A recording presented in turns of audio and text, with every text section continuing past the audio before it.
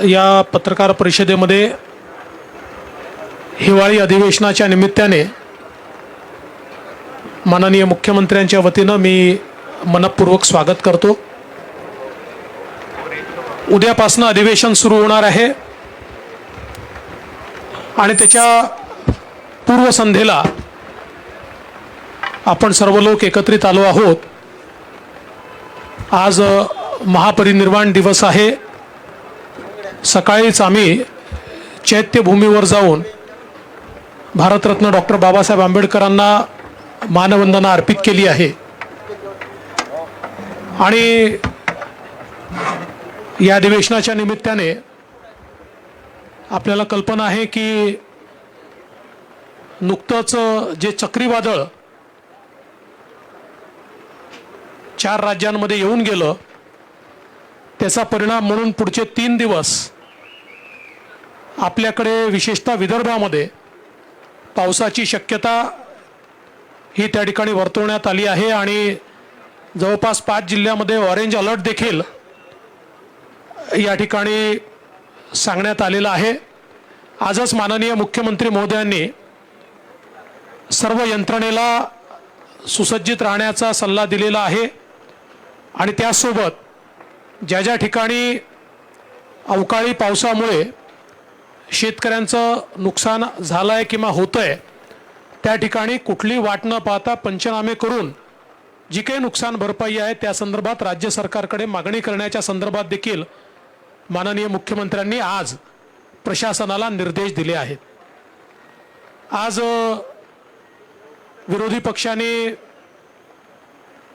आमच्या चहापानावर बहिष्कार घातला कारण म्हणजे चहापान हे चर्चेकरता होतं, पण कदाचित विरोधी पक्षाचा स्वभाव पाहता पुढच्या वेळेस सुपारी पान ठेवावं लागेल म्हणजे कदाचित ते येतील अशी शक्यता मला दिसते आहे।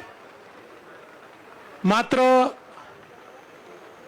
आज विरोधी पक्षाने न येण्याची कारण आणि जे पत्र दिलेलं आहे, मगाशी मी बघितलं की त्यांच्या पत्रकार परिषदेमध्ये काही लोक झोपी गेले होते। म्हणजे 3 राज्यात जसे झोपले तसे पत्रकार परिषदेतही काही लोक झोपी गेले होते, पण तशाच झोपेत हे पत्र लिहिलं आहे का असा प्रश्न पडावा अशा प्रकारचं पत्र विरोधी पक्षाने दिलंय। पहिल्यांदा तर मला आश्चर्य वाटतं, नागपूरचं अधिवेशन विदर्भाच्या प्रश्नावर चर्चा व्हावी, मराठवाड्याच्या प्रश्नावर चर्चा व्हावी याकरता खऱ्या अर्थानं हे अधिवेशन या ठिकाणी होत असतं, पण विरोधी पक्षाच्या पत्रामध्ये विदर्भ मराठवाड्याच्या समस्यांचा उल्लेखच नाही आहे। विरोधी पक्षाला विदर्भ मराठवाड्याचा संपूर्ण विसर पडलेला आहे असं या पत्रावरनं दिसतं।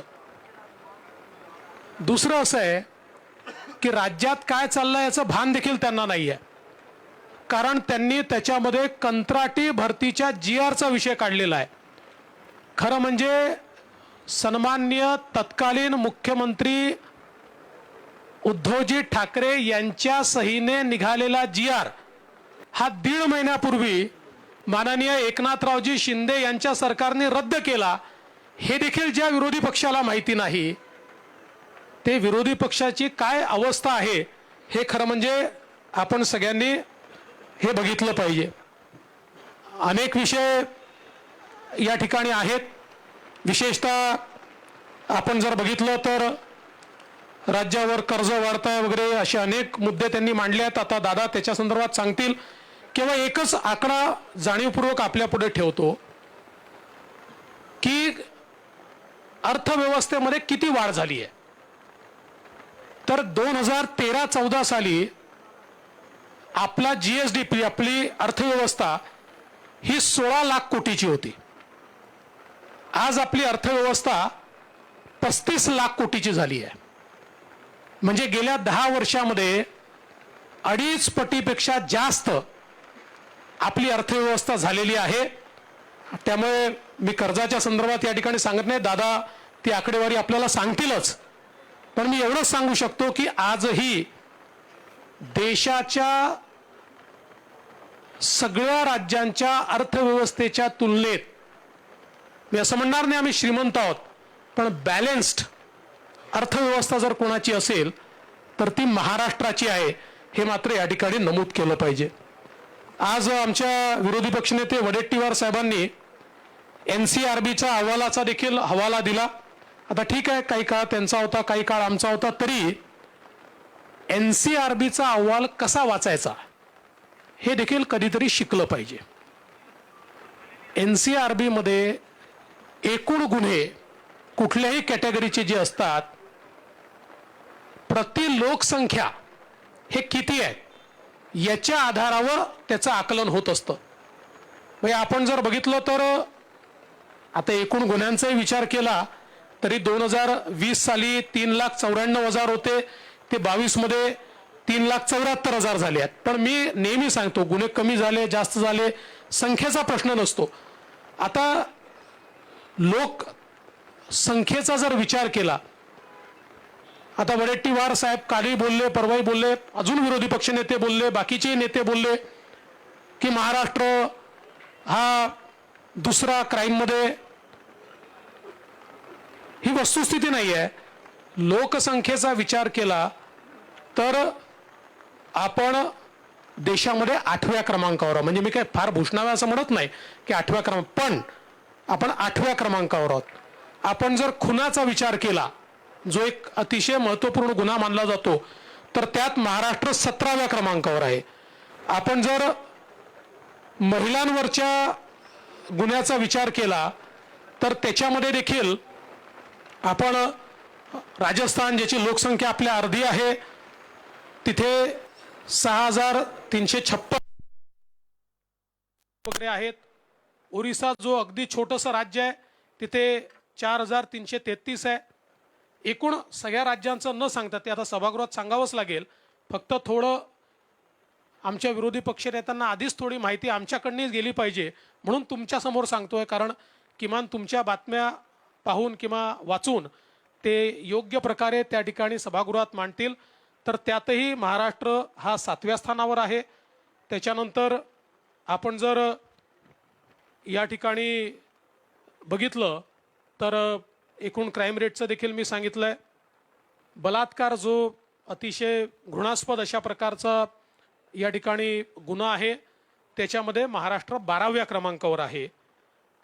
त्याच्यानंतर अपहरण वगैरे जो विषय सातत्याने मांडला जातो, त्याच्यामध्येही महाराष्ट्र 7व्या क्रमांकावर आहे. हरियाणा, आसाम, ओरिसा, मध्य प्रदेश, राजस्थान, उत्तराखंड वगैरे अनेक राज्य हे आपल्यापेक्षा पुढे आहेत. त्यामुळे एकूणच NCRBचा रिपोर्ट कसा वाचला पाहिजे या संदर्भातलं प्रशिक्षण देखील आमच्या विरोधी पक्षाला या ठिकाणी देण्याची आवश्यकता आहे. खरं म्हणजे माननीय मुख्यमंत्र्यांना देखील या ठिकाणी बोलायचं आहे, अजितदादा देखील बोलतील आणि आपल्याला विधानसभेमध्ये बऱ्याच गोष्टींची उत्तरं देखील द्यायची आहेत.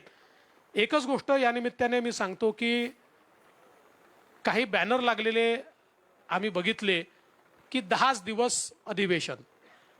आता खरं म्हणजे ज्यांनी नागपुरात अधिवेशनच घेतलं नाही, अधिवेशनच टाळलं, ते सांगून राहिले 10 दिवस अधिवेशन. त्यांना पहिले माझा प्रश्न आहे, आम्ही रोज म्हणायचो नागपूरचं अधिवेशन घ्या, अधिवेशन घ्या, पण नागपूरचं अधिवेशन घ्यायची वेळ आली की कोविड यायचा आणि नागपुरात अधिवेशन व्हायचं नाही. त्यामुळे ज्यांनी नागपुरात अधिवेशनच घेतलं नाही, आणि आम्ही तर BSc मध्ये देखील सांगितलं की 19 तारखेला आपण पुन्हा BSc घेऊ आणि त्या दिवशी किती कामकाज आपल्याला झालंय, किती व्हायचं आहे, असा सगळा अंदाज घेऊ आणि त्याच्यानंतर त्याचा निर्णय करू. त्यामुळे मला असं वाटतं की पहिल्यांदा आरशात पाहिलं पाहिजे आणि त्याच्यानंतर त्यांनी बोललं पाहिजे.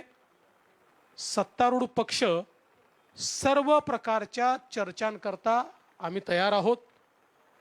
आम्हालाही असं वाटतं की सभागृहामध्ये चर्चा झाली पाहिजे. याचं कारण शेतकऱ्यांचे प्रश्न आहेत, आरक्षणाचे प्रश्न आहेत.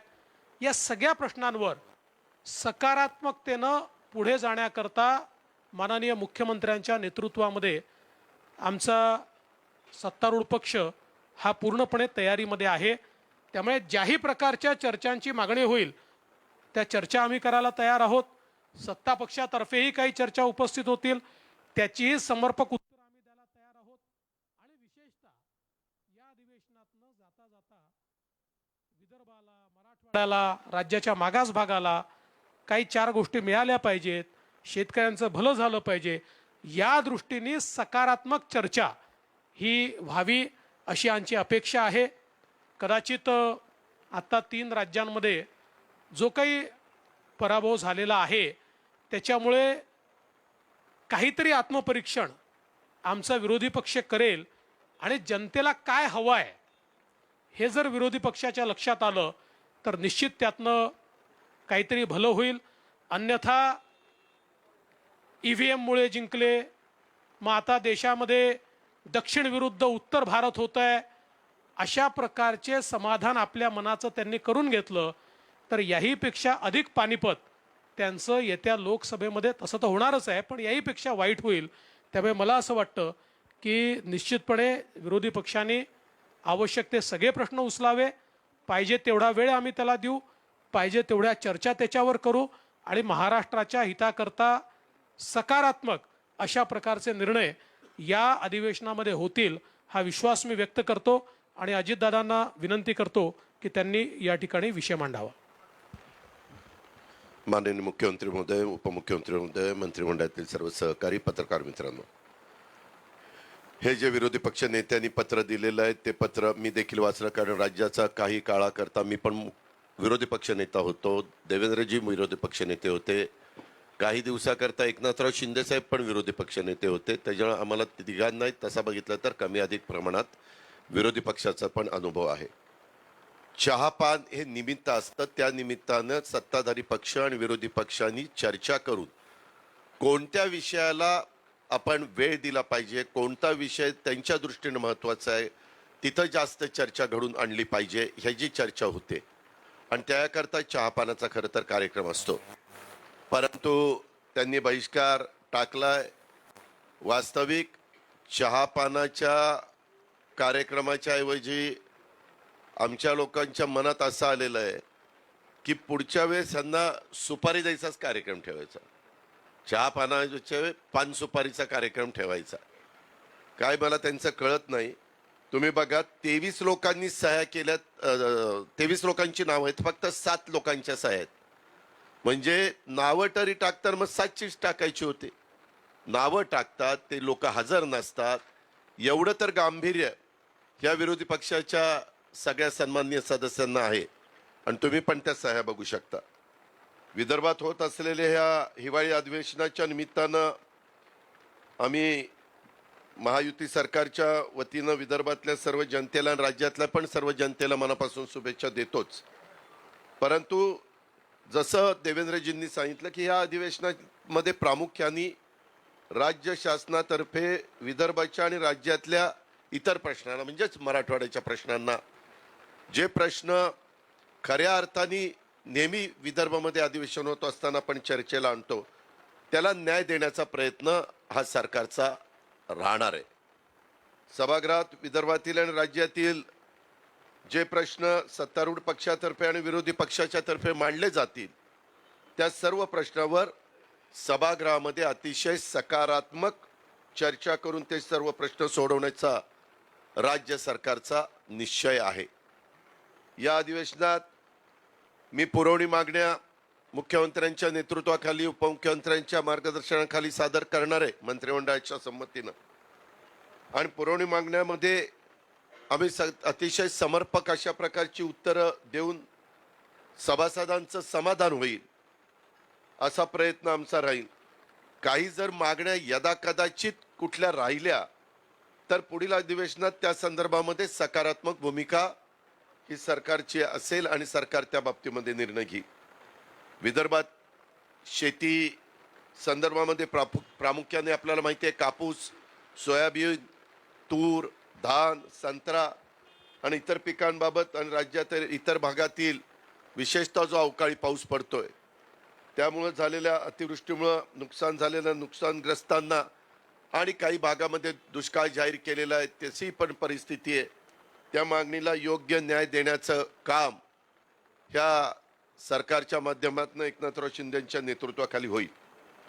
बाकीच्या बाबतीमध्ये मुख्यमंत्री महोदय बोलतील, परंतु त्याच्यातला एक मुद्दा हा अर्थ विभागाशी संबंधित आहे ज्याचा थोडासा उल्लेख देवेंद्रजींनी केला आणि त्याबद्दल मी राज्याचा अर्थमंत्री म्हणून सांगू इच्छितो की त्यांनी 6.5 लाख कोटी कर्जाचा उल्लेख केलेला आहे. वास्तविक माझ्या माहितीप्रमाणे 23-24 मार्च पर्यंत एकूण कर्ज अंदाजे अर्थसंकल्पीय अंदाज आहे तो 7 लाख कोटी होण्याची शक्यता आहे. यावर्षी आपण 1,20,000 कोटीचं कर्ज काढू शकतो, जो रेशो केंद्र सरकारने ठरवून दिलेला आहे आणि त्याचं अनुकरण बहुतेक राज्य करण्याचा प्रयत्न करत असतात. आपल्याला 1,20,000 कोटी जरी कर्ज काढता येत असलं तरी देखील आम्ही शिंदे साहेबांच्या नेतृत्वाखाली 80,000 कोटीचं कर्ज काढण्याचा आमचा अंदाज आहे, तसं आम्ही ठरवलेलं आहे. कर्जाची परतफेड जे काही आजपर्यंत कर्ज काढलेलं असतं ते राज्य सरकारला द्यावं लागतं. त्याच्यामध्ये मुद्दल आणि व्याज धरून साधारण 53,000 कोटी रुपये आम्हाला त्याच्यातनं द्यावे लागणार आहेत. आपल्या राज्याचं ग्रॉस स्टेट डोमेस्टिक प्रॉडक्ट ज्याला आपण GSDP म्हणतो ते उत्पन्नाचं कर्जाचं प्रमाण 2013-14 मध्ये 16.33 होतं, 20-21 मध्ये 19.76 होतं आणि 23-24 मध्ये अंदाज आहे आता 2 महिन्यांनीच मार्च 2-3 महिन्यांनी येईल, परंतु ते 18.23% म्हणजे सर्वसाधारण आम्हाला सूचना आहेत केंद्राच्या ते 25%च्या आत असावं. आपलं 18.23% पर्यंत ते राहील, म्हणजे ते आपण अतिशय व्यवस्थितपणे हे करतोय. ज्याचा उल्लेख देवेंद्रजींनी केला, आपलं राज्याचं nominal GSDP gross state domestic product 2013-14 त्यांनी सांगितलं 16,49,647 कोटी होतं. 22-23 मध्ये गेल्या वर्षी 35,27,084 कोटी होतं.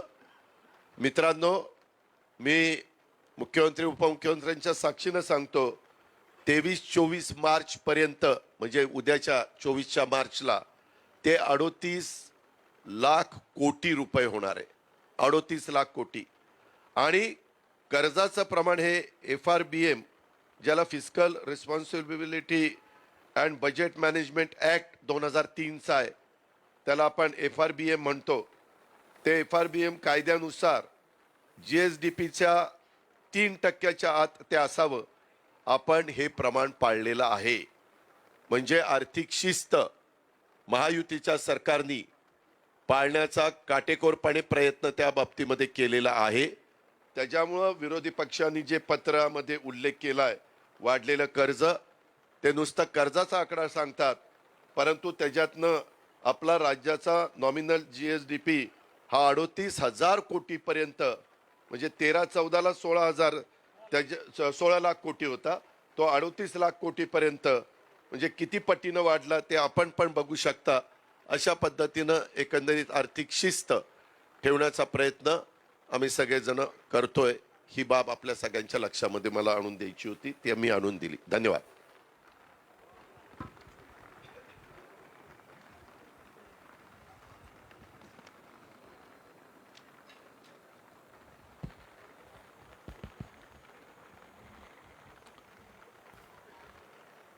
हिवाळी अधिवेशन उद्यापासून सुरू होत आहे आणि आजच्या या पत्रकार परिषदेला उपस्थित आपले दोन्ही उपमुख्यमंत्री, आमच्या मंत्रिमंडळातील सर्व सहकारी आणि पत्रकार मित्रांचं मी मनापासून स्वागत करतो. चहापानाचा विषय दोघांनी उल्लेख केलेला आहे. खरं म्हणजे चहापान म्हणजे काही विरोधी पक्षाच्या सूचना असतात. नागपूरमध्ये अधिवेशन असलं की विदर्भातले काही प्रश्न, त्याच्यातून चर्चा. परंतु चहापानावर त्यांनी नेहमीप्रमाणे बहिष्कार घातलेला आहे आणि त्या बाबतीमध्ये काय तुम्ही सुपारी काय म्हणाले, सुपारी पान सुपारी पान सुपारीचं सुपारी पान. पण मला वाटतं मगाशी विरोधी पक्षांनी काहीतरी कुठल्या तरी पत्रकाराला विचारलं, काय तर सुपारी घेऊन बोलतोय का, काहीतरी असं झालंय ना, बरोबर ना, झालंय ते. म्हणजे त्यांचा विश्वास न्यायालयावर पण नाही, यंत्रणेवर पण नाही, पत्रकारांवर पण नाही. जे त्यांच्या बाजूने बोलतील ते चांगले, जे काही प्रश्न विचारतील ते विरोधक वाईट.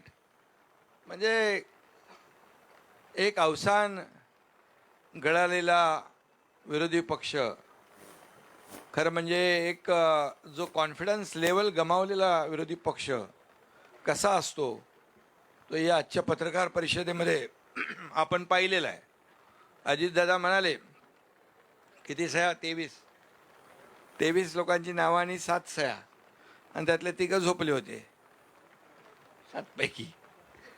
त्यामुळे म्हणजे विरोधी पक्ष नेता जेव्हा बोलत असतो, जेव्हा त्याच्यात काही दम मुद्दे असतात, तेव्हा सगळे अगदी ऐकण्याच्या मनस्थितीत असतात. पण आम्ही ते मुंबई नागपूरचा प्रवास करत होतो विमानामध्ये, त्यामुळे त्यांनी काय म्हटलं हे आम्हाला सगळं कळलं नाही. पण पत्र जे दिलं त्या पत्रामध्ये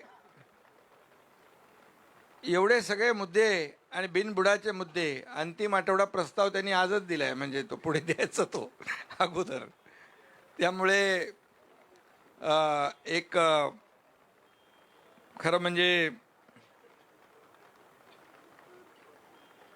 4 राज्यातल्या ज्या काही निवडणुका आणि 3 राज्यातले निकाल जे लागले, त्यामुळे त्यांची परिस्थिती अशी झालेली असं वाटतंय. पण ठीक आहे, लोकशाहीमध्ये जनता जनार्दनाचा कौल महत्त्वाचा असतो. आणि जे मोदीजींवर टीका करत होते, मोदीजींचा करिश्मा संपला, आता बघा काय होतंय, ते या देशातल्या जनतेने दाखवून दिलं. 3 राज्यांमध्ये घवघवीत यश मिळालं. जनता जनार्दनाने मोदी गॅरंटीवर विश्वास ठेवला आणि पुढचं काय बोलत नाही मी. आणि येणाऱ्या लोकसभेच्या निवडणुकांमध्ये मोदीजी पुन्हा प्रधानमंत्री होतील याची गॅरंटी देऊन टाकली. त्यामुळे एक कॉन्फिडन्स लेवल गेलेली आहे. आणि म्हणून मी एवढंच सांगतो की त्यांना, म्हणून बिनबिडाचे जे काही आरोप केले त्यांनी, त्याच्या बाबतीमध्ये उहापोह आपल्या गृहमंत्री महोदयांनी देवेंद्रजींनी केला. आणि आकडे जे आपले कर्जाचे ते अजितदादांनी या ठिकाणी त्याची माहिती दिलेली आहे. पण मी त्यांना एवढंच सांगतो, मुंह खोलने से पहले सोचना सीख ले, पहिले तो अपने अंदर झाक के देख ले. स्वतःच्या गिरेबांमध्ये जरा बघा काय परिस्थिती आहे ती. आणि आता अगोदर ज्या निवडणुका आता मी त्याचा उल्लेख केला, त्याच्या अगोदर फार मोठ्या मोठ्या बाता होत्या. पण जसा रिझल्ट लागल्यानंतर चर्चा बदली झाली. ठीक आहे, त्याच्यावर मी जात नाही. परंतु मी एवढंच सांगतो, हे नागपूरचं आमचं दुसरं अधिवेशन आहे हिवाळी सरकारचं आमच्या. आणि विरोधी पक्षाचं जसं देवेंद्रजी म्हणाले, विदर्भात अधिवेशन असल्यानंतर विदर्भाच्या प्रश्नांना महत्त्व दिलं पाहिजे. परंतु यांना काय काय पत्रामध्ये लिहिलं आहे ते तुम्हाला माहीत आहे. आणि म्हणून विदर्भामध्ये हे अधिवेशन होतं आहे. विदर्भाशी आमचं एक नातं आहे आणि नक्कीच या विदर्भातल्या जनतेला या अधिवेशनामधून न्याय देण्याचं काम नक्की केलं जाईल. मुख्यमंत्री आणि आमचं सरकार याला न्याय देताना एक विशेष आनंदही आम्हाला होईल. आणि विदर्भाच्या सर्वांगीण विकासासाठी ठोस आणि कालबद्ध रीतीने जे काही प्रकल्प आहेत, जो योजना आहेत, निर्णय आहेत, ते पूर्णही केले जातील असं मी या ठिकाणी आश्वासन देखील देऊ इच्छितो. 1.5 वर्षाच्या काळामध्ये आमच्या सर्वसामान्यांचं हित आम्ही डोळ्यासमोर ठेवलं. आज समाजातल्या प्रत्येक घटकापर्यंत पोहोचण्याचं काम आमच्या सरकारने केलेलं आहे आणि सरकारच्याच या लोकप्रियतेमुळे जे विरोधकांना देखील धडकी भरली आहे, त्यांच्या तोंडचं पाणी पळालं आहे आणि पायाखालची वाळवी सरकलेली आहे आणि म्हणूनच त्यांनी खूप मोठ्या प्रमाणावर आरोप केलेत, प्रत्यारोप केलेत. त्यांची इंडिया आघाडी, आता इंडिया आघाडी आहे ना दादा, इंडिया अलायन्स पण फुटली वाटतं. ते कालच्या बैठकच नाही झाली. हां नाही, पुढं म्हणजे 3-4 लोक आलेच नाही ना, त्यामुळे ठीक आहे. असो, शेवटी 3 राज्यांनी दाखवून दिले आणि महाराष्ट्रात देखील अतिशय चांगलं वातावरण आहे. त्यामुळे जनता जनार्दनाचा आशीर्वाद सरकारच्या पाठीशी आहे आणि म्हणूनच शासन आपल्या दारीच्या बद्दल देखील काही टीका त्यांनी केली. शासन आपल्या दारी हा काल धनंजय मुंडेकडे होते मगाशी. धनंजय मुंडेंच्या बीडमध्ये काल कार्यक्रम झाला. 70-80 हजार लोक लाभार्थी एका छताखाली, 18-20 कार्यक्रम झाले, जवळपास 1,85,00,000 लाभार्थ्यांनी लाभ घेतला. 2 कोटीपर्यंत गेलाय. आणि जर ते असं म्हणत असतील की हा इव्हेंट आहे, तर मला वाटतं 2 कोटी लोकांना मदत आणि योजनांचा लाभ देणारा त्यांना इव्हेंट वाटत असेल तर ठीक आहे. लोकांसाठीचा आणि लोकांच्या फायद्याचा इव्हेंट सरकारला करायला देखील त्याच्यामध्ये समाधान वाटेल. आणि शेवटी आज ज्या पद्धतीने जे प्रतिसाद मिळतो आहे त्या शासन आपल्या दारीमध्ये, जे आमचे जिल्हाधिकारी, BDO, CO, सगळे तलाठी, तहसीलदार ज्या पद्धतीने एकेका जिल्ह्यामध्ये नोंदणी करतायत आणि लाभार्थ्यांची संख्या लाभार्थ्यांच्यापर्यंत जात आहेत आणि लाभार्थी स्टेजवर येत आहेत, आपापला लाभ घेऊन जात आहेत, हे चित्र कधी कुठे पाहायला मिळालंय. त्यामुळे हे पोटदुखी आहे. ठीक आहे, जाऊ द्या, त्यांना ज्या वाटायचं ते वाटू द्या. त्याचबरोबर ते म्हणाले आमचे नैसर्गिक आपत्ती, शेतकरी अडचणीत आहे, शेतकऱ्याला वाऱ्यावर सोडलं आहे. आपल्याला मी सांगतो, आजवर म्हणजे 2.5 वर्षाचा काळ मागचा सोडला तर शासनाने, आमच्या सरकारने सगळे नियम बाजूला ठेवले. NDRFच्या दुप्पट केलं, 2 हेक्टरचे 3 हेक्टर केले. सततच्या पावसाला आपण कुठे कशामध्ये बसत नव्हता ते आपण केलं. आणि जे काही नुकसान होतं अवकाळी पावसामुळे, आताही अवकाळी पाऊस आहे, गारपिटीमुळे नुकसान होतं, त्याला तातडीने आमच्या सरकारने पंचनामे करण्याचे निर्णय घेतले आणि 10,000 कोटीपर्यंत आपण आतापर्यंत, त्यापेक्षा जास्त शेतकऱ्यांना आपण दिले. 1 रुपयात पीक विमा योजना केली. 25% अग्रिम त्यांना रक्कम देखील सुरू झाली. शेतकऱ्यांसाठी नमो सन्मान शेतकरी योजना, जशी की आपल्या केंद्र सरकारची मोदी साहेबांची 6,000 रुपये, आपल्या सरकारने देखील 6,000 रुपये त्यामध्ये ॲड केले. राज्य आपलं पहिलं, देशातलं पहिलं राज्य आहे हे आपल्या केंद्र सरकारच्या बरोबर 6,000 रुपये ॲड करणार. आणि त्याचबरोबर जे महाविकास आघाडी, दादांना माहीत आहे, ते 50,000 रुपये द्यायचे होते ना, अरे हां, नियमित कर्जफेड करणाऱ्यांना 50,000 रुपये द्यायची घोषणा केली, दिले नाही, दिले आम्ही. त्यामुळे शेतकऱ्यांच्या बद्दल बोलायचा नैतिक अधिकार काय? खरं म्हणजे शेतकऱ्यांच्या तोंडाला पानं पुसण्याचं काम त्या लोकांनी केलं. त्यांनी काय आम्हाला सांगावं? जे कधी घरातून बाहेर पडले नाहीत ते शेताच्या बांधावर जाण्याच्या बात्या आमच्याबरोबर करतायत. ठीक आहे, आम्ही शेताच्या बांधावर, शेतकरी लोक आहोत, आम्ही शेतकऱ्यांची मुलं आहोत, आमचे मंत्री सगळे लोक जात आहेत शेतकऱ्याच्या बांधावर. आणि झाल्याबरोबर अवकाळी गारपीट, तातडीने त्याचे पंचनामे करणे, त्यांना मदत देणे, याच्यामध्ये कुठंही आमचं सरकार हात आकडता घेणार नाही. इकडे 2 जण आहेत, तिजोरीवर कितीही ताण पडला तरी सुद्धा अजून आम्हाला खूप स्कोप आहे शेतकऱ्यांना वाऱ्यावर आम्ही सोडणार नाही. शेतकरी हा बळीराजा आमचा मायबाप आहे, अन्नदाता आहे. आम्ही त्याच्या तोंडाला पानं पुसणार नाही. आम्ही त्याच्या पाठीमागं खंबीरपणे उभं राहणार हे मी या ठिकाणी सांगू इच्छितो. त्याचबरोबर आज आणखी त्यांनी काही म्हटलं, गुन्हेगारीच्या बद्दल तर आपण सांगितलं, गुन्हेगारीचं प्रमाण आणि आम्ही गुन्हेगारीचं प्रमाण गृहमंत्र्यांनी सांगितलं, त्याची राज्याची उदाहरणं दिली, पण आम्ही खोटे गुन्हे कधी दाखल नाही केले. जे आहे वस्तुस्थिती ती मांडली, ती नोंद झाली. पण जसं 2.5 वर्षाच्या काळात कुणाकुणावर खोटे खोटे गुन्हे दाखल केले झाले ते आपल्याला माहीत आहे. राणेसाहेब असतील, हनुमान चालिसा वाचला त्याच्यावर जेलमध्ये टाकलं. कुठले आणि कोण? गिरीश महाजन, तो जेलमध्ये मोकाट टाकत होते. अजून 4-5 लोकांची नावं होती. हे म्हणजे खोटे गुन्हे दाखल करण्याचं काम, ते पाप आम्ही नाही केलं. जे खरं घडलंय ते नोंद झाले आणि म्हणून नोंदणीचं प्रमाण आणि कन्व्हिक्शन रेट पण या आमच्या सरकारमध्ये त्यांना आकडेवारी त्यांना पूर्ण मिळाली नाही, म्हणून त्यांनी आकडेवारी पूर्ण दिली नाही. आणि म्हणून या ठिकाणी मी एवढंच सांगेन की आमचं सरकार गुन्हे लपवून कातडी वाचवणारं सरकार नाही, तर सत्याला सामोरं जाणारं सरकार आहे आणि खोटं आम्ही करणार नाही. आज ज्या पद्धतीने भ्रष्टाचाराचा काही आरोप केलेत, भ्रष्टाचार कुणी केला, कशामध्ये केला हे आपल्या सगळ्यांना माहीत आहे. खिचडीमध्ये, बॉडी बॅगमध्ये, ऑक्सिजन प्लांटमध्ये.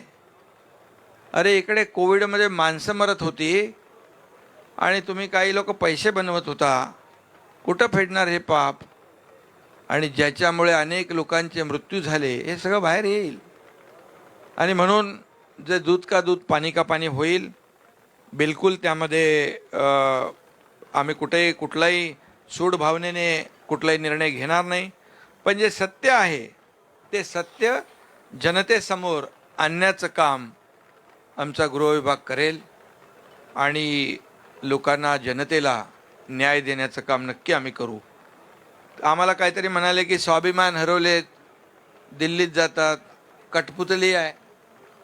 आता ज्यांना मॅडमच्या परवानगीशिवाय नाक खाजवायची पण परवानगी नाही इकडं, आता त्यांनी आमच्यावर आरोप करायचं, स्वाभिमानाची भाषा करायची. अरे आम्ही दिल्लीला जातो ना, दिल्लीला जातो, निधी आणतो. आता केंद्र सरकारने आम्हाला जे पैसे दिलेले आहेत, मागितल्याशिवाय मिळत नाही ना. प्रयत्न करायला लागतो, पाठपुरावा करायला लागतो. कडकसिंग बनून चालत नाही. गेल्या 2.5 वर्षात मागच्या अहंकार, आपल्या अहंकारामुळे म्हणाले केंद्र सरकारने पैसे दिले नाही, पण का? तुम्ही मागायला पाहिजे ना. आपल्या अहंकारामुळे राज्याचं नुकसान ज्यांनी केलं, अनेक प्रकल्प बंद पाडले, अनेक प्रकल्प स्थगित केले. आमचं सरकार आल्यानंतर हे सगळे, म्हणजे मेट्रोपासून, आरेपासून, समृद्धीपासून, आणखी सगळ्या प्रकल्पांची मी नावं घेत नाही, मेट्रो 3 असेल, इतरही प्रकल्प जे आहेत हे बंद पाडण्याचं काम, या राज्याला मागं नेण्याचं काम आपण केलं. पण आम्ही ते पुढं नेलं, त्याला चालना दिली. देवेंद्रजीच्या काळात जे प्रकल्प सुरू झालेले ते आपण बंद केले. जलयुक्त शिवारसारख्याची चौकशी लावली. जे शेतकऱ्यांच्या अतिशय जिव्हाळ्याचे प्रकल्प होते ते आम्ही सुरू केले. आणि त्यामुळे विकासाच्या बाता आपण मारताय, लोकांना माहीत आहे, लोक सुज्ञ आहेत. त्यामुळे मी एवढंच सांगतो की सत्ता काबीज करण्याचं ज्यांचं ते काय स्वप्न होतं, त्या 3 निवडणुकांनी पूर्णपणे साफ केलेलं आहे. त्यांचे सत्ता काबीज करण्याचे दोर पूर्णपणे कापलेत. त्यामुळे ते असं कठपुतली आणि या सगळ्या गोष्टी बोलत आहेत. हां, आम्ही लोकांसाठी काम करतो आहे आणि आम्हाला अभिमान आहे. आमच्या दोऱ्या लोकशाहीच्या आणि लोकांच्या हातात आहेत. आम्ही लोकांच्यासाठी काम करतो आहे. त्यामुळे मी जास्त बोलत नाही, नंतर आणखी आपल्याला अधिवेशन बाकी आहे. आणि बाकी कुठलं आणखी काय, मला वाटतं दुसरा काही विषय मला वाटतं घेतला नाही, एवढेच ना?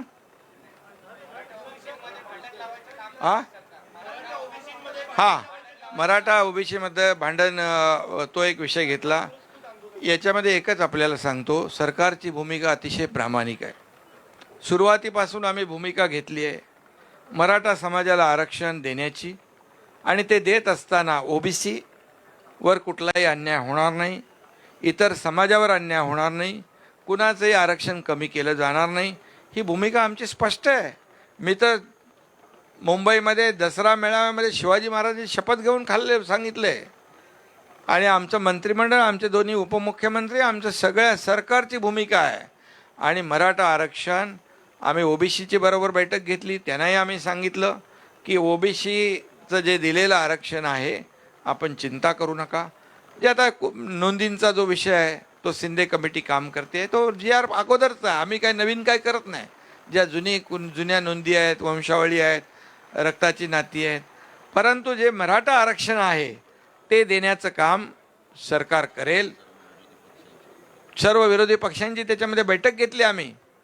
शरद पवार साहेब होते, सगळे लोक होते, आणि सगळ्यांना विश्वासात घेऊन आम्ही सांगितलं की मराठा आरक्षण देणार, टिकणारं, कायद्याच्या चौकटीत बसणारं, त्याच्यावर युद्ध पातळीवर काम सुरू आहे. सगळ्या गोष्टी मी तर सांगत नाही, परंतु मराठा समाजाने देखील विश्वास ठेवावा की आपलं जे आरक्षण काही मागच्या सरकारच्या चुकांमुळे गेलेलं आहे, जे देवेंद्रजींच्या काळात मी त्यांच्याबरोबर होतो, चंद्रकांत दादा इकडे आहेत, उपसमितीचे अध्यक्ष होते, ते दिलं, हायकोर्टने कन्फर्म केलं, दुर्दैवाने सुप्रीम कोर्टात रद्द झालं. याला कोण कारणीभूत आहे काय हे सगळं तुम्हाला माहीत आहे सगळं, आणि ते मी सांगेन योग्य वेळी. परंतु ते टिकणारं आरक्षण, कायद्याच्या चौकटीत बसणारं आरक्षण मराठा समाजाला देणार. पुन्हा एकदा मी सांगतो, कुठल्याही दोन्ही समाजामध्ये काही लोक तेढ लावण्याचा प्रयत्न करतायत, ते बिलकुल होता कामा नये. सरकारची भूमिका स्पष्ट आहे आणि ती भूमिका मी आपल्यासमोर जाहीर केलेली आहे.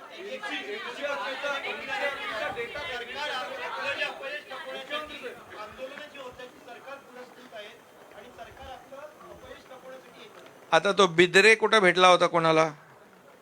बिद्रे तिकडे तो दगड मारणारा, त्याच्याबरोबर फोटो कोणाचे होते? आता सगळं आम्हाला माहीत आहे. ते पोलीस काम करतील आणि त्याच्यामध्ये दूध का दूध, पाणी का पाणी होईल. या सगळ्या जे काय आंदोलन आहे त्याच्या मागे कोण आहे ते कळेल.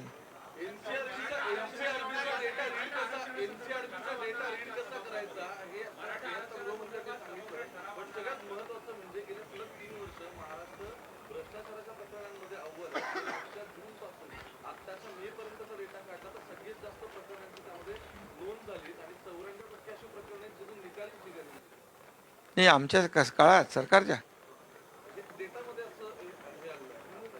नाही, भ्रष्टाचाराचं कुठलं उदाहरण आमच्या सरकारच्या काळात झाले?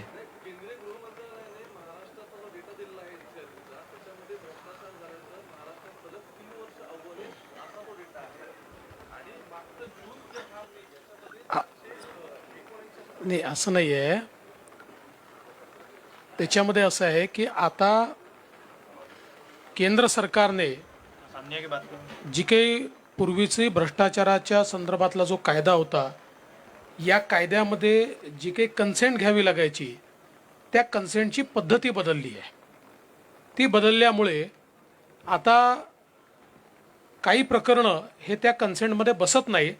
त्यामुळे ती विभाग ती कन्सेंट त्या नियमानुसार त्या ठिकाणी देत नाहीत. एवढाच हा विषय आहे.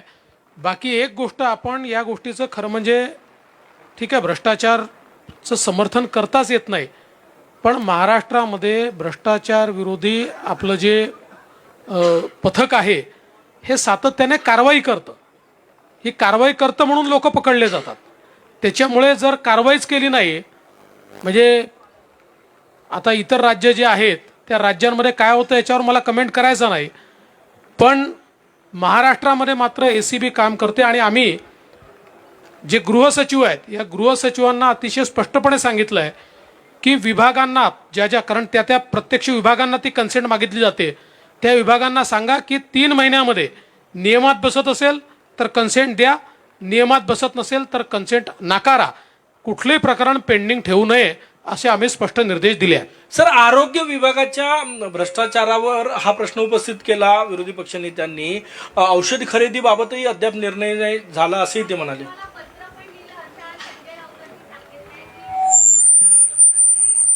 या बाबतीमध्ये आरोग्य मंत्री उद्या खुलासा करणार आहेत.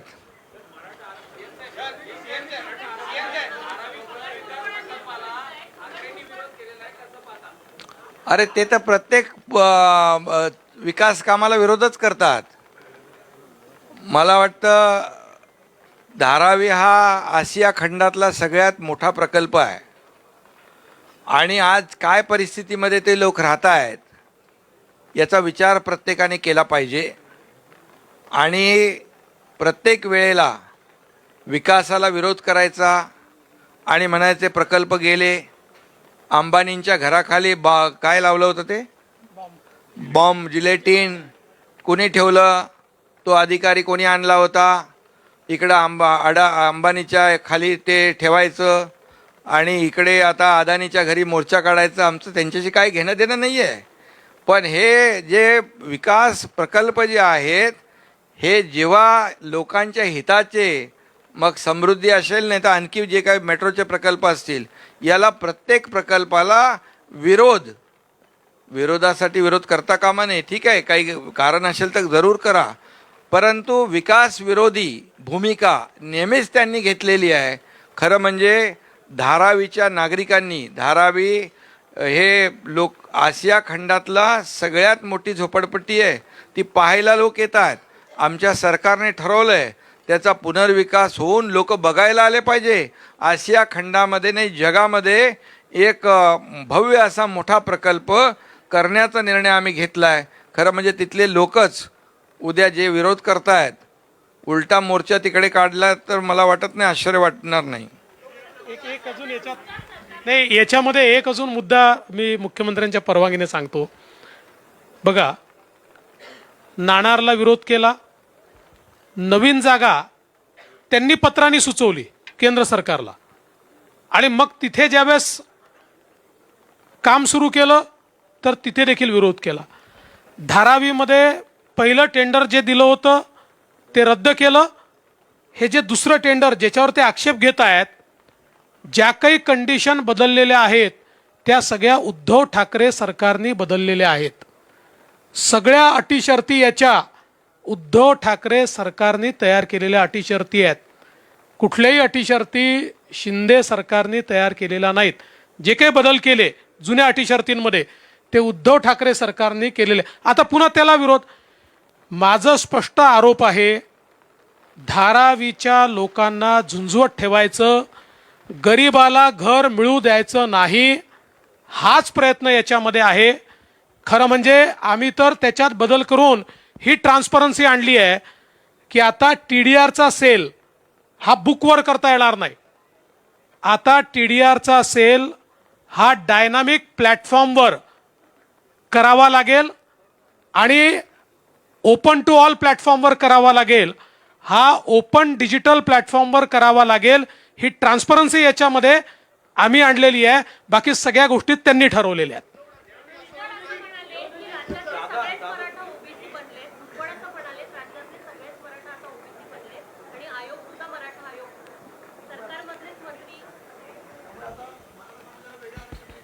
नाही, मी त्या बाबतीमध्ये भूमिका स्पष्ट केलेली आहे आणि भुजबळांनाही ते माहीत आहे आणि त्यांच्याशी आमची चर्चा झालेली आहे. त्यामुळे कुठलाही गैरसमज नको. मराठा समाजाला आरक्षण देताना इतर कुठल्याही समाजावर अन्याय होणार नाही. मराठा समाजाला आरक्षण देण्यासाठी जी भूमिका, जे काय करायचं आहे, जी प्रक्रिया करायची आहे ती युद्धपातळीवर सुरू आहे.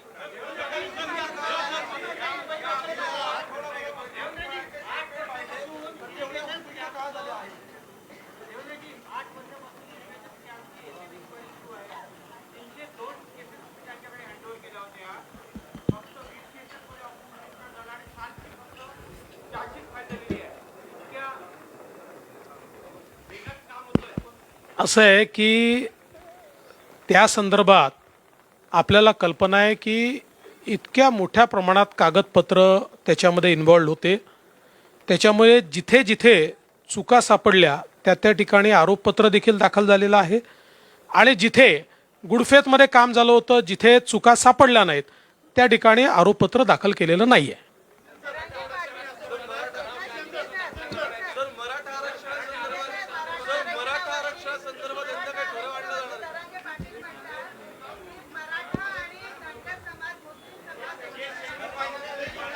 नाही, त्यांना हे माहिती नाही, त्यांना हे माहिती नाही की 2013 साली आम्ही राजस्थान, छत्तीसगड, मध्य प्रदेश जिंकलो होतो आणि 14 मध्ये आम्ही लोकसभा जिंकलो, 18 मध्ये 3 राज्य हारलो तरी 19 मध्ये जिंकलो.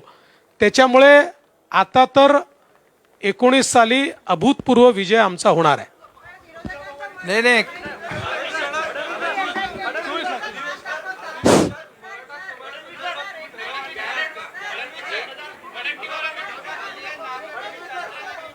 बोला बोला, तुम्ही बोला. मराठा समाजाला आरक्षण देण्यासंदर्भातला नाही ठराव नाही, आम्ही आरक्षण देणार आहोत. त्यांना आरक्षण देण्यासाठी प्रक्रिया करावी लागते. टिकणारं, कायद्याच्या चौकटीत बसणारं, इतर समाजावर अन्याय न करणारं, हा शब्द आहे आमचा.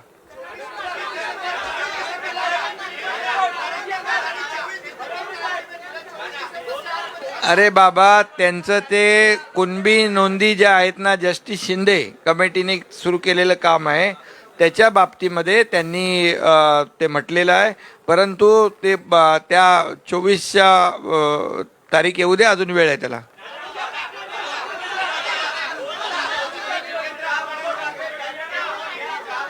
हा,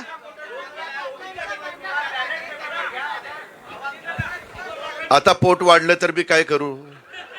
वाढलं ते वाढलं, पण ते पोट नुसतं वाढलंय, त्याच्यात महिना कुठला गेलेला नाहीये, एवढं लक्षात ठेव. असं आहे, कर्नाटकामध्ये जर काँग्रेस जिंकली तर ईव्हीएम चांगलं, तेलंगणामध्ये काँग्रेस जिंकली तर ईव्हीएम चांगलं, पंजाबमध्ये काँग्रेस जिंकली, आपलं आप जिंकली तर ईव्हीएम चांगलं, आणि दिल्लीत आप जिंकली तर ईव्हीएम चांगलं, आणि भाजप जिंकली.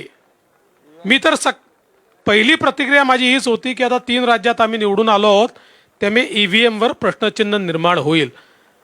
खरं म्हणजे ईव्हीएमच्या संदर्भात सुप्रीम कोर्टापर्यंत केसेस गेल्या, सुप्रीम कोर्टाने त्या संदर्भातला निर्णय दिला. एवढंच नाही तर इलेक्शन कमिशनने तर ओपन चॅलेंज दिला की 1 महिना आम्ही सांगतो, ज्याला ईव्हीएम चुकीचा आहे किंवा ज्याला ईव्हीएम हॅक करता येतं त्यांनी यावं आणि आम्हाला हॅक करून दाखवावं. 1 महिन्यामध्ये एकही मायका लाल ईव्हीएम हॅक करू शकला नाही. आत्ता प्रॉब्लेम एवढाच झाला आहे की या प्रभावानंतर इंडी आघाडीच्या नेत्यांना आपल्या कार्यकर्त्यात उत्साह कसा आणावा हे समजत नाही आहे. त्यामुळे ते आपल्याकडे म्हणतात ना, चित हुआ तो क्या हुआ, मेरी टांग तो ऊपर थी, तसं हे ईव्हीएमचं गिरे तो गिरे टांग ऊपर थी, तसं हे टांग ऊपर थी वालं त्यांचं काम चाललेलं आहे. आणि शेवटी बॅलेटने घ्यायचं की इलेक्ट्रॉनिक मशीनने घ्यायचं हे इलेक्शन कमिशन ठरवतं. इलेक्शन कमिशनने, आणि याच्यापूर्वी 2004 साली किंवा 2009 साली, विशेषतः 2009 साली जेव्हा UPAचं सरकार आलं होतं तेव्हा पूर्ण देशातल्या निवडणुका ईव्हीएमवरच झाल्या होत्या. त्यामुळे मला असं वाटतं की आत्मपरीक्षण करायच्या ऐवजी अशा प्रकारे जोपर्यंत ते मनाची समजूत घालतील तोपर्यंत त्यांची हीच परिस्थिती राहील. नाही, याच्यामध्ये एकच मी सांगू इच्छितो, याला जोडून राजस्थानमध्ये प्रचाराला मी गेलो होतो. राजस्थानमध्ये राहुल गांधी मागच्या निवडणुकीमध्ये गेले, त्यांनी सांगितलं 1 2 3 4 5 असं 10 गिनले. बोले 10 दिन के अंदर किसानों का पूरा कर्ज माफ करेंगे. 5 वर्ष झाले तरी नाही, 19,000 शेतकऱ्यांची जमीन निलाम झाली, 800 का 1000 लोकांनी आत्महत्या केली. आणि त्यामुळे दुसरी गोष्ट, कर्नाटकमध्ये पण खोटी आश्वासनं देऊन निवडून आल्यानंतर त्यांचा उपमुख्यमंत्री सांगतो आश्वासन तो बहुत ढेर सारे दिए है लेकिन हमारे पास पैसा नाही. आणि त्याचं पण इकडे म्हणजे मोदी गॅरंटीवर लोकांनी विश्वास ठेवला आणि कुणाची गॅरंटी ठोकरली ते बघा.